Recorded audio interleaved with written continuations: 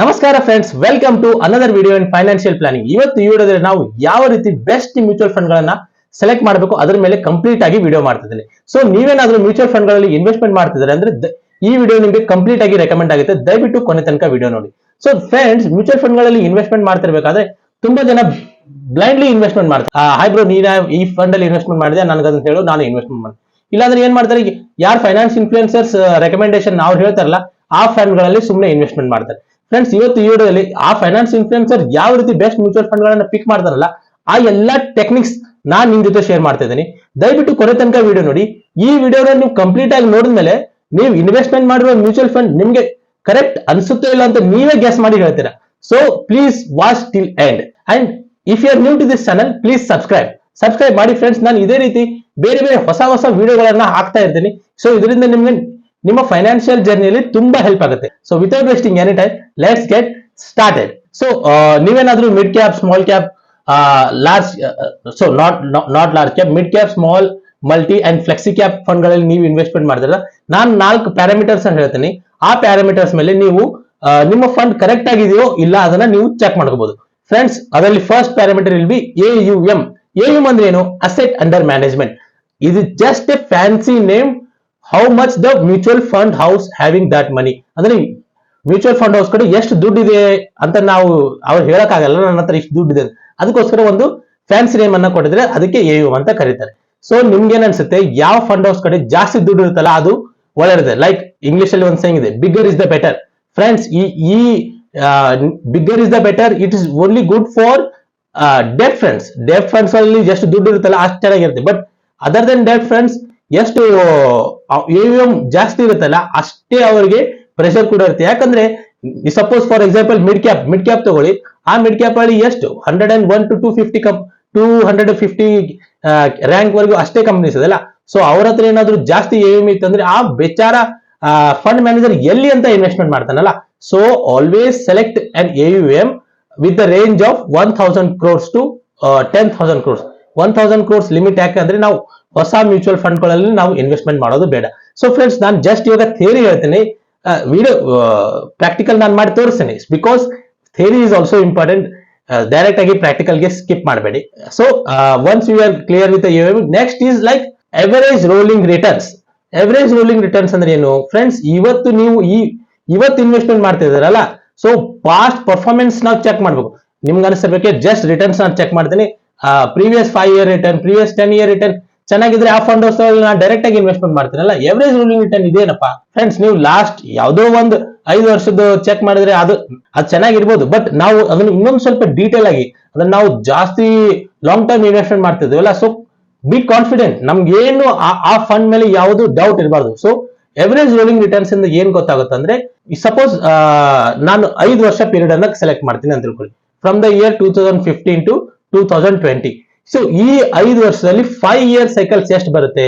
So ಆ 5 year cycle ಅಂದ್ರೆ 1st Jan of 2015 to 1st Jan of 2020 and 2nd Jan of 2015 to 2nd Jan of 2020. ಸಾಕು. ಈ ರೀತಿ ಬೇರೆ ಬೇರೆ 5 year ಡಿಫರೆಂಟ್ ಸೈಕಲ್ಸ್ ಬರುತ್ತೆ. ಈ 5 year ಡಿಫರೆಂಟ್ ಸೈಕಲ್ಸ್ ಗಳನ್ನ ಅದು ಡಿವೈಡ್ ಮಾಡಿ ನಮ್ಗೆ ಒಂದು ಎವರೇಜ್ ನಂಬರ್ ಅನ್ನ ಕೊಡುತ್ತೆ. ಸೊ ಆ ಎವರೇಜ್ ನಂಬರ್ ಏನಿರುತ್ತಲ್ಲ ಅದನ್ನೇ ಎವರೇಜ್ ರೋಲಿಂಗ್ ರಿಟರ್ನ್ಸ್ ಅಂತ ಕರೀತಾರೆ. ಸೊ ನಾವು ಮ್ಯೂಚುವಲ್ ಫಂಡ್ ಗಳಲ್ಲಿ ಇನ್ವೆಸ್ಟ್ಮೆಂಟ್ ಮಾಡಬೇಕಾದ್ರೆ ಇದನ್ನ ನಾವು ಕಂಪ್ಲೀಟ್ ಆಗಿ ನೋಡ್ಲೇಬೇಕು. ನೀವು ಏನು ಯೋಚನೆ ಮಾಡೋ ಅವಶ್ಯಕತೆ ಇಲ್ಲ. ನಾನು ಡೈರೆಕ್ಟ್ ಆಗಿ ಪ್ರಾಕ್ಟಿಕಲ್ ಆಗಿ ನಾನು ನಿಮ್ಗೆ ವೆಬ್ಸೈಟ್ ಕರ್ಕೊಂಡು ಹೋಗ್ತೀನಿ. ಯಾವ ರೀತಿ ನಾವು ಇದನ್ನ ಎಲ್ಲಿ ಚೆಕ್ ಮಾಡಬೇಕು ಅದನ್ನೆಲ್ಲ ತೋರಿಸ್ತೀನಿ. Just have bit patience. And next parameter we should look is down side capture ratio. Down side capture ratio ಅಂದ್ರೆ ಏನು friends?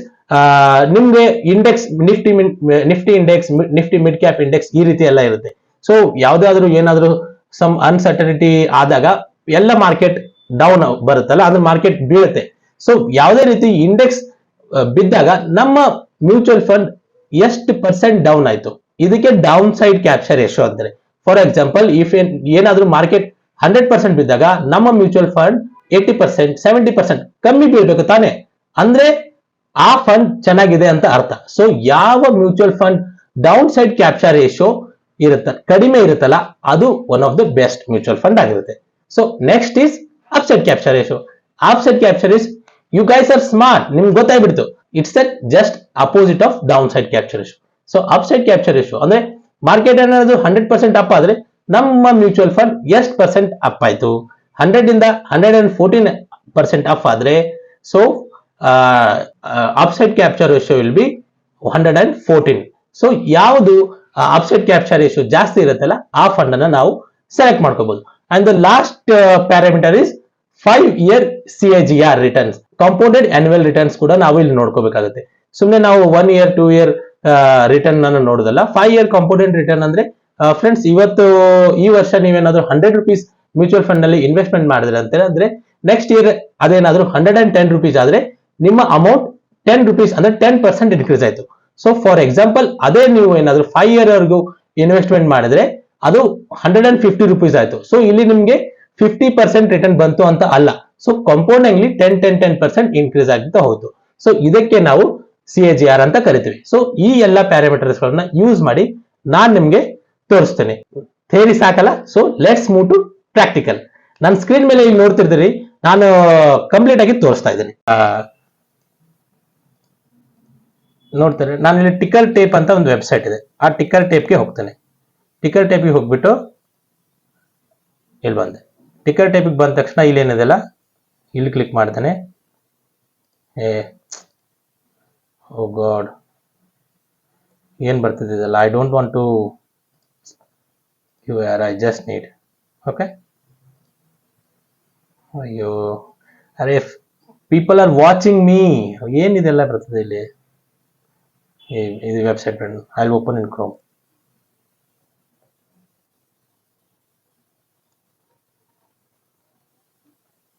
ಟಿಕ್ಕರ್ tape okay.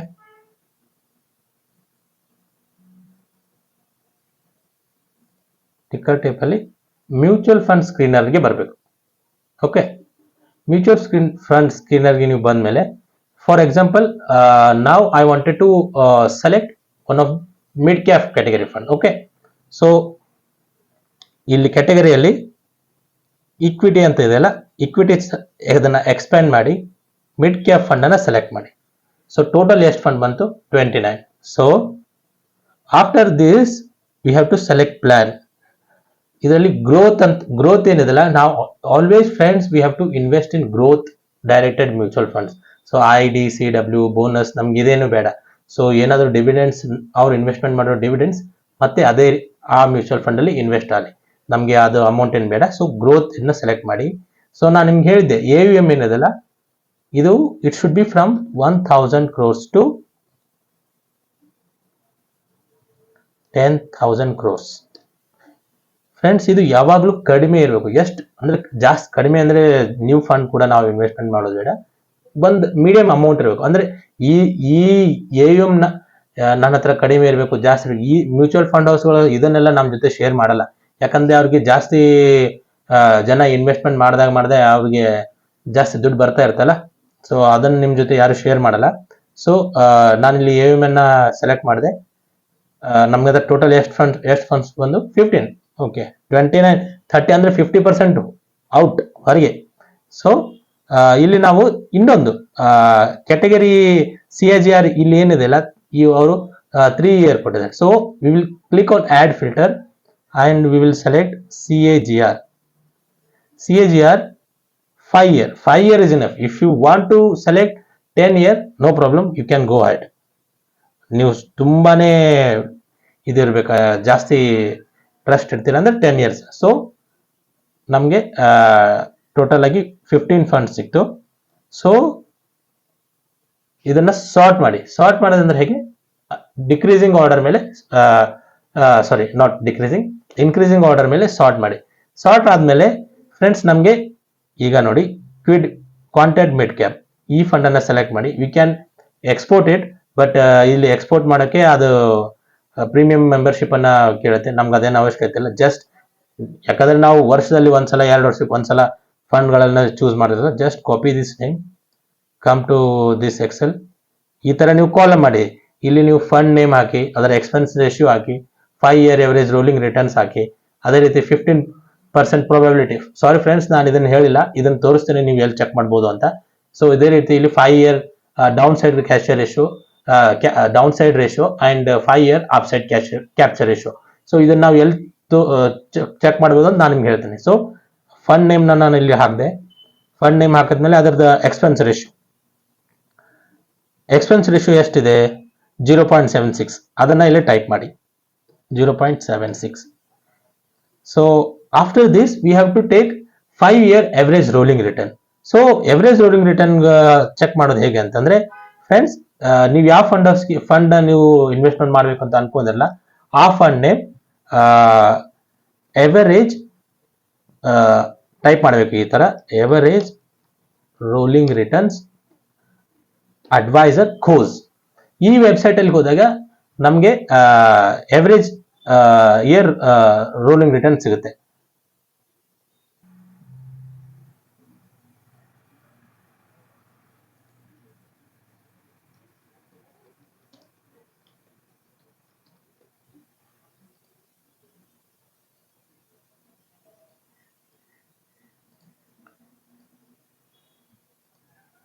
Okay friends, ಈ ತರ ಒಂದು ವೆಬ್ಸೈಟ್ ಓಪನ್ ಆಗುತ್ತೆ. ನಾವು ಇಲ್ಲಿ ರೋಲಿಂಗ್ ರಿಟರ್ನ್ಸ್ ಅನ್ನ ಚೆಕ್ ಮಾಡಬಹುದು.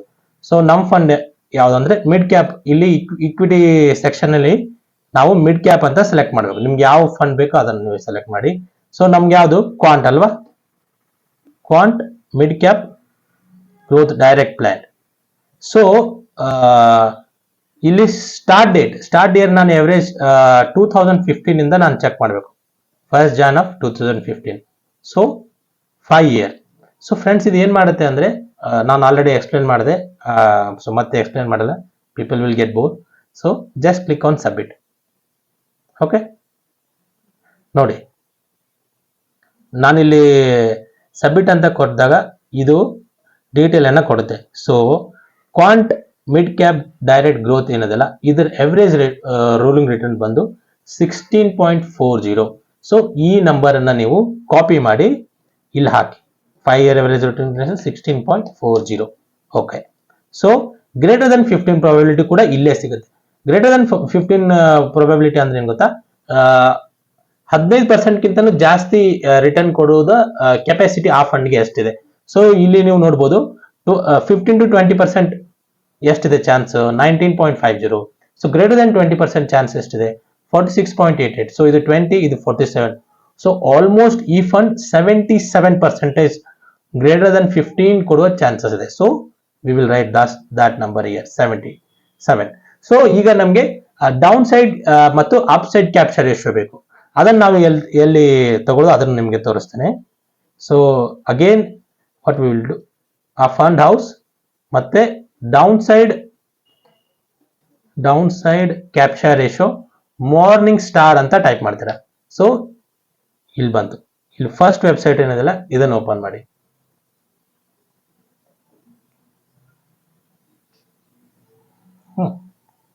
ಸೊ ಇಲ್ಲಿ ರಿಸ್ಕ್ ಅಂಡ್ ರೇಟಿಂಗ್ ಅಂತ ಇದೆಲ್ಲ ಇಲ್ಲಿ ಬರಬೇಕು. If you want to know more about this fund, you can go whatever you want here. Come on, ಜಲ್ದಿ ಲೋಡ್ ಆಗಪ್ಪ, ಜನ ನೋಡ್ತಾ ಇದ್ದಾರೆ, ಅವ್ರನ್ನ ವೇಟ್ ಮಾಡಕ್ ನಂಗೆ ಇಷ್ಟ ಇಲ್ಲ. ಓಕೆ, ಲೋಡ್ ಆಯ್ತು. ಸೊ ಇಲ್ಲಿ 5 year ಅನ್ನ ಸೆಲೆಕ್ಟ್ ಮಾಡಬೇಕು. 5 year ಸೆಲೆಕ್ಟ್ ಮಾಡಿದಾಗ ಸೊ ಇಲ್ಲಿ ನೋಡಿ ಕ್ಯಾಪ್ಚರ್ ರೇಷಿಯೋಸ್ ಅಂತ ತೋರಿಸಿ, market volatility measures. So down side is 75 and up side is 106. So 75% and 106. So ಏನಾದ್ರು ಕ್ಯಾಟಗರಿ ಏನಾದ್ರು 95 ಇದ್ದಾಗ ಈ ಫಂಡ್ 106% ಮೂವ್ ಆಗುತ್ತೆ. ಸೊ 88% ಮಾರ್ಕೆಟ್ ಡೌನ್ ಆದಾಗ ಇದು ಇಲ್ಲಿ 75. So it is A very good number. So ನಾವೇನ್ ಮಾಡೋಣ, ಇವು ಎರಡನ್ನ ಇಲ್ಲಿ ಡೌನ್ ಸೈಡ್ ರೇಷಿಯೋ ಎಷ್ಟಿದೆ 76 ಅಲ್ಲ, ಅದನ್ನ ಇಲ್ಲಿ ಹಾಕಿ and sorry 75 and this is 106. So ಇದೇ ರೀತಿ ನಾವು ಟಾಪ್ 10 ಮ್ಯೂಚುವಲ್ ಫಂಡ್ಸ್ ಗಳನ್ನ ಇಲ್ಲಿ ಒಂದೊಂದಾಗಿ ನೀವು ಕಾಪಿ ಮಾಡಿ ನಿಮ್ಮ ಡೀಟೇಲ್ಸ್ ಅನ್ನ ಹಾಕ್ತಾ ಹೋಗಿ. ನಾನು ಇಲ್ಲೇನು ತೋರಿಸ್ತಾ ಇದ್ದಿಲ್ಲ. So up to if you want to, ನಿಮ್ಗೆ ಏನಾದ್ರು 10 ಫಂಡ್ ಸೆಲೆಕ್ಟ್ ಮಾಡೋದಿಲ್ಲ ಅದರಲ್ಲಿ, ಸೊ ಬೆಸ್ಟ್ ಟಾಪ್ 5 ಏನಿರುತ್ತಲ್ಲ ಅದನ್ನ ನೀವು ಕಾಪಿ ಮಾಡಿ ಪೇಸ್ಟ್ ಮಾಡಿ. ಸೊ ನಾನಿಲ್ಲ ಆಲ್ರೆಡಿ ಮಾಡಿದ್ದೇನೆ, ಅದನ್ನ ಜಸ್ಟ್ ಕಾಪಿ ಅಂಡ್ ಪೇಸ್ಟ್ ಮಾಡ್ತಾ ಹೋಗ್ತೇನೆ. ಸುಮ್ಮನೆ ನಾನು ನಿಮ್ಗೆ ಇಲ್ಲಿ ಇದು ಮಾಡಲ್ಲ. ಸೊ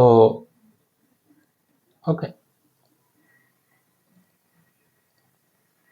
ಸೊ ಇಲ್ಲಿ ನೋಡಿ ಎಲ್ಲಕ್ಕಿಂತ ನಾವಿಲ್ಲಿ ಕಂಪೇರ್ ಮಾಡ್ಬೋದು. ಜಾಸ್ತಿ 5 year ಎವರೇಜ್ ರೋಲಿಂಗ್ ರಿಟರ್ನ್ ಯಾವ್ದಕ್ಕೆ ಬಂದಿದೆ, ಮೋತಿಲಾಲ್ ಓಸ್ವಾಲ್, ಎಕ್ಸ್ಪೆನ್ಸ್ ರೇಷಿಯೋ ಯಾವ್ದು ಕಡಿಮೆ ಇದೆ, ಇದು ನೀವು ಈ ಕ್ಯಾಟಗರಿನೆಲ್ಲ ನೀವು ಕಂಪೇರ್ ಮಾಡಿ ನಿಮ್ಗೆ ಯಾವುದು ಮ್ಯೂಚುವಲ್ ಫಂಡ್ ಕರೆಕ್ಟ್ ಅಂದ್ರೆ ಎಕ್ಸ್ಪೆನ್ಸ್ ರೇಷಿಯೋ ಕಡಿಮೆ ಇರಬೇಕು, 5 year ಎವರೇಜ್ ರೂಲಿಂಗ್ ರಿಟರ್ನ್ ಜಾಸ್ತಿ ಇರಬೇಕು, ಗ್ರೇಟರ್ ದನ್ 15% ಇದು ಜಾಸ್ತಿ ಇರಬೇಕು, ಮತ್ತು 5 year ಡೌನ್ ಸೈಡ್ ರೇಷಿಯೋ ಮತ್ತು ಅಪ್ ಸೈಡ್ ರೇಷಿಯೋ ನಿಮ್ಗೆ ಯಾವ್ದು ಇಷ್ಟ ಅಂದ್ರೆ ನಿಮ್ಗೆ ಯಾವ್ದು ಅನುಕೂಲ ಆಗುತ್ತಲ್ಲ ಆ ತರ ನೀವು ಏನಾದ್ರು ಸ್ವಲ್ಪ ರಿಸ್ಕ್ ಟೇಕಿಂಗ್ ಕೆಪಾಸಿಟಿ ಜಾಸ್ತಿ ಇದ್ರೆ ನೀವು ಗ್ರೇಟರ್ ದನ್ 15% ಅದು ಜಾಸ್ತಿ ಇದ್ರೆ ಅದನ್ನ ನೀವು ಸೆಲೆಕ್ಟ್ ಮಾಡ್ಕೋಬಹುದು.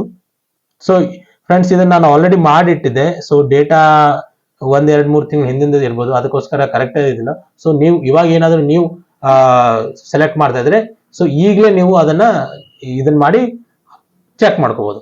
ಸೊ ಫ್ರೆಂಡ್ಸ್ ಈ ಸ್ಟೆಪ್ಗಳನ್ನ ನೀವು ಯಾವುದೇ mutual funds like mid cap, small cap, multi cap and flexi cap ಈ 4 ಕ್ಯಾಟಗರಿ ಮ್ಯೂಚುವಲ್ ಫಂಡ್ ಗಳನ್ನ ನೀವು ಪಿಕ್ ಮಾಡ್ತಿರ್ಬೇಕಾದ್ರೆ ಈ ಮೆಥಡ್ಸ್ ಗಳನ್ನ ಫಾಲೋ ಮಾಡಿದ್ರೆ ಸಾಕು, ನಿಮ್ಗೆ one of the best mutual fund ಗಳನ್ನ ಪಿಕ್ ಮಾಡೋದು ನಿಮ್ಗೆ ಒಂದು ಐಡಿಯಾ ಸಿಗುತ್ತೆ. ಸೊ ಅದರ ಮೇಲೆ ನೀವು ಮ್ಯೂಚುವಲ್ ಫಂಡ್ ಗಳಲ್ಲಿ ಇನ್ವೆಸ್ಟ್ಮೆಂಟ್ ಮಾಡಬಹುದು.